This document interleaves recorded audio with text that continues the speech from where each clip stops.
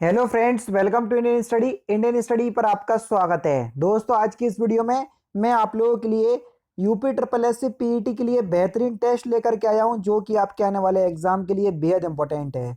Video को and तक जरूर देखिएगा, क्योंकि लास्ट में मैं आपसे क्वेश्चन भी पूछूंगा और उसका आंसर आपको कमेंट बॉक्स में बताना होगा। टाइम को ना वेस्ट करते हुए पहले क्वेश्चन की तरफ बढ़ते हैं कि निम्नलिखित में से किस काल के औजारों को लघु पाषाण अथवा माइक्रोलिथ कहा जाता है। बढ़िया क्वेश्चंस, जल्दी से बताओ। तो किस काल के औजारों को लघु पाषाण या माइक्रोलिथ कहा जाता है? मध्य पाषाण काल के औजारों को, यानी कि दूसरा ऑप्शन से आपका बिल्कुल करेक्ट हो जाएगा। और ये जो औजार थे ये आकार में छोटे थे, है ना। निम्नलिखित में से सिजदा और पाबोस पद्धति व नौरोज त्योहार आरंभ करने के लिए जाना जाता है किसको? कई बार पढ़ा होगा आपने ये क्वेश्चंस, दोनों अलग अलग क्वेश्चंस में पढ़े होंगे, यहाँ पर एक ही में आ गए। तो किसको जाना जाता है सिजदा और पावोस के लिए और नौरोज त्योहार के लिए? बलबन को जाना जाता है। तीसरा ऑप्शन यहाँ पर आपका बिल्कुल क्या हो जाएगा सर? करेक्ट हो जाएगा। सिजदा जो है वो भूमि पर पेट के बल लेट कर जो है वो एक अभिवादन किया जाता है, उसको बोलते हैं। ठीक है। और पावोस जो है वो सुल्तान के चरणों को चूमना, और नौरोज जो है वो फारसी नववर्ष था। ठीक है ना। चलिए नेक्स्ट क्वेश्चन की तरफ चलते हैं। नेक्स्ट क्वेश्चन से आपका प्रथम आंग्ल मैसूर युद्ध 1767 से 69 में कौन विजयी हुआ था? तो प्रथम आंग्ल मैसूर युद्ध में हैदर अली जो है वो विजयी हुआ था, यानी कि इस क्वेश्चन का कौन सा? तीसरा ऑप्शन यहाँ पर आपका बिल्कुल क्या हो जाएगा सर? करेक्ट हो जाएगा। और अंग्रेज जो है वो पराजित हो गए थे। 1942 में भारत में किस क्रिस मिशन के आगमन के समय ब्रिटेन का प्रधानमंत्री कौन था? तो सही आंसर हो जाएगा आपका विंस्टन चर्चिल। चौथा ऑप्शन यहाँ पर आपका बिल्कुल क्या हो जाएगा सर? करेक्ट हो जाएगा। नेक्स्ट क्वेश्चंस की तरफ चलते हैं। मुस्लिम लीग ने प्रथम पाकिस्तान का प्रस्ताव कब पारित किया? सिंपल सा क्वेश्चन है। तो सही आंसर आपका क्या हो जाएगा सर? 1940 में। चौथा ऑप्शन यहाँ पर आपका बिल्कुल क्या हो जाएगा सर? करेक्ट हो जाएगा। नेक्स्ट क्वेश्चंस, किस स्वतंत्रता आंदोलन के दौरान अरुणा आसफ अली एक भूमिगत गतिविधि प्रमुख प्रायोजक थी? तो सही आंसर आपका क्या हो जाएगा सर? भारत छोड़ो आंदोलन, यानी कि इस क्वेश्चन का तीसरा ऑप्शन यहाँ पर आपका बिल्कुल क्या हो जाएगा सर? करेक्ट हो जाएगा। अरुणा आसफ अली जो है वो भारत छोड़ो आंदोलन के समय सभी बड़े नेताओं व क्रांतिकारियों के गिरफ्तार होने के बाद भूमिगत रहते हुए इस आंदोलन का नेतृत्व किया, और मुंबई के ग्वालियर टैंक मैदान में भारतीय राष्ट्रीय कांग्रेस का जो है वो झंडा भी फहराया। मुस्लिम लीग एवं भारतीय राष्ट्रीय कांग्रेस के बीच राजनीतिक गतिरोध को दूर करने के लिए सीआर फॉर्मूला किसने बनाया था? तो ये किसने बनाया था? सी राजगोपालाचारी ने। दूसरा ऑप्शन यहाँ पर आपका बिल्कुल क्या हो जाएगा सर? करेक्ट हो जाएगा। वायसराय की कार्यकारिणी परिषद में नियुक्त पहले भारतीय कौन थे?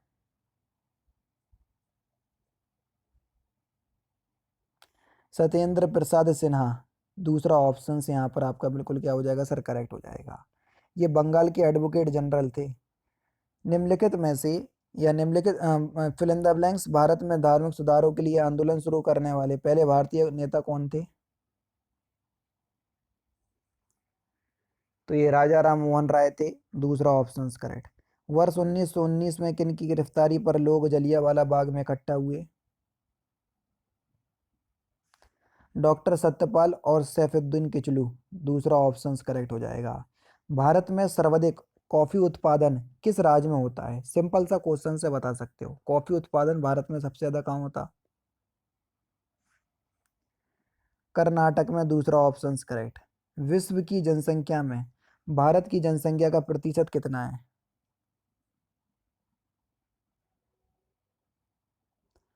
तो सही आंसर हो जाएगा 17.5%, यानी कि 17.5%। दूसरा ऑप्शन से यहाँ पर आपका बिल्कुल क्या हो जाएगा सर? करेक्ट हो जाएगा। और जनसंख्या की दृष्टि से भारत जो है वो चीन के बाद दूसरे स्थान पर है, जबकि क्षेत्रफल की दृष्टि से विश्व का 7वां स्थान है। ये आप सभी लोग जानते हैं। निम्नलिखित में से किस इस्पात कारखाने की स्थापना द्वितीय पंचवर्षीय योजना के दौरान की गई?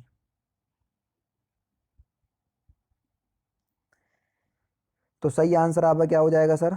देखो, अगर हम बात करें दुर्गापुर, भिलाई और राउरकेला, इन सभी कारखानों की जो स्थापना है दूसरी पंचवर्षीय योजना के दौरान या उसके बाद दौरान की गई, यानी कि इस क्वेश्चंस का कौन सा ये सभी, यानी कि चौथा ऑप्शन करेक्ट हो जाएगा। ठीक है, निम्नलिखित में से कौन सा क्षेत्र उष्णकटिबंधीय सदाबहार वन से ढका हुआ है?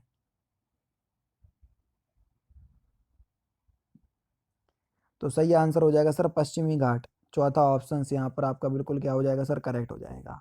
किस देश ने वर्ष 1914 में जापानी स्टीमर स्टीमर कामागाटा मारू के प्रवेश के लिए मना कर दिया था? तो सही आंसर हो जाएगा आपका कनाडा।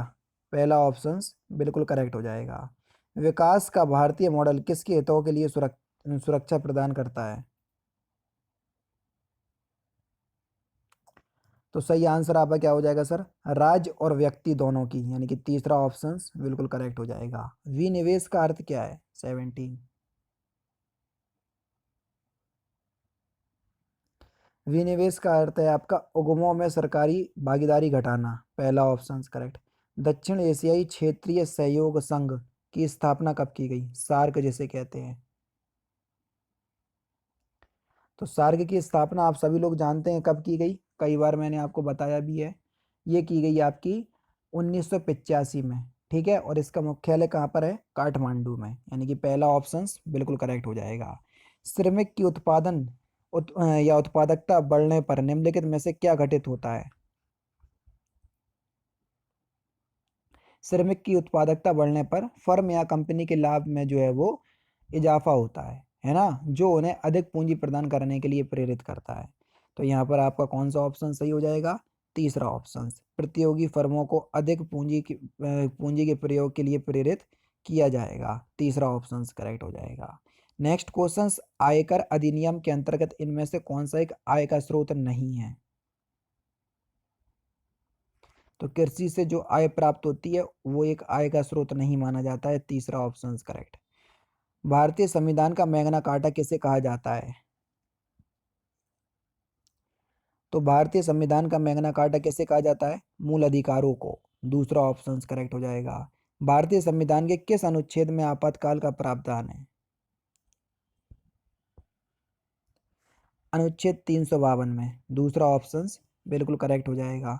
अखिल भारतीय सेवाओं के सृजन की शक्ति किसे प्राप्त है? तो सही आंसर हो जाएगा संसद। दूसरा ऑप्शन यहाँ पर आपका बिल्कुल करेक्ट हो जाएगा। इनमें से कौन सा कारक नहीं है जो भारतीय संविधान के निर्माण में योगदान देता है? तो सही आंसर हो जाएगा आपका औद्योगिक क्रांति। औद्योगिक क्रांति जो है वो भारतीय संविधान के निर्माण में इसका कोई भी प्रभाव नहीं है। लास्ट क्वेश्चन के लोकसभा में सत्ताधारी दल का मुखिया इनमें से कौन होता है? तो इस क्वेश्चन का आंसर आप मुझे कमेंट बॉक्स में बताइएगा। तो दोस्तों ये थे आपके इंपॉर्टेंट क्वेश्चंस जो कि आपके आने वाले exam UP triple S C PET के लिए बेहद इंपॉर्टेंट है। वीडियो अगर आपको अच्छी लगी तो प्लीज़ दोस्तों वीडियो को लाइक और शेयर जरूर कर दीजिएगा। बाकी मिलते हैं फिर नेक्स्ट क्लास में नेक्स्ट सेशन में। जय हिंद, जय भारत।